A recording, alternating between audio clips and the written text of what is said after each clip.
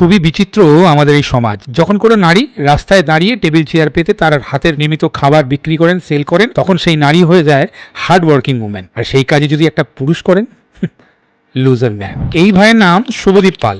বর্ধমানে পুলিশ লাইনের সামনে রং বেরঙের ছাতা নিয়ে আর একটা টেবিল চেয়ার নিয়ে বিক্রি করছেন পোলাও আর মাংস, যার হাফ প্লেটের দাম রেখেছেন 50 টাকা, যেখানে আপনি 2 পিস চিকেন পেয়ে যাবেন উইথ পোলাও, আর ফুল প্লেটের দাম 4 পিস চিকেন দিয়ে পোলাও দিয়ে পেয়ে যাবেন 100 টাকা। প্রথমে একটু সংকোচ বোধ করলাম, কিন্তু পরবর্তীকালে ওনার সেট আপ দেখলাম বেশ হাইজিন মেনটেন করে উনি কিন্তু ব্যবসা করছেন। উনি প্রত্যেককে কিন্তু প্রপার কাগজের প্লেটে কিন্তু সার্ভ করছেন, তার সাথে প্রপার হাত ধোয়ার জায়গায় এবং খাবার জন্য মিনারেল ওয়াটারও রয়েছে। খাবো না করে হাফ প্লেট আমি কম্বো নিয়ে নিলাম, যেখানে 2 পিস এরকম চিকেন আর সাথে রয়েছে এই গোবিন্দভোগ রাইসের পোলাও। চিকেনটা একটু অন্য পদ্ধতিতে বানানো, ঘরোয়া চিকেনের থেকে একটু আলাদা, যেখানে পেঁয়াজের ক্রাঞ্চের সাথে সাথে গোটা রসুনও আপনার মুখে পড়বে, আর সাথে বেশ মিষ্টি মিষ্টি পোলাও। চিকেন কষা বলবো না, চিকেনের পাতলা ঝোল, কিন্তু খেতে সত্যি সুপার। কলকাতায় একটা প্রোডাকশন হাউসে উনি কাজ করতেন। ওই লকডাউন পিরিয়ডে আর সবাইকার মতন ওনারও জবটা চলে যায়। রান্নাবান্নায় ওনার ন্যাক থাকায় ঘরে কিন্তু উনি একটা হোম বিক্রি চালান, বাট সেই বিজনেসটা একটু সিজনাল ওয়াইজ হয়ে যাচ্ছিল বলে উনি তার বাইরে এই ব্যবসাটা ভাবেন। 50 টাকা হিসেবে খাবারের মান সত্যি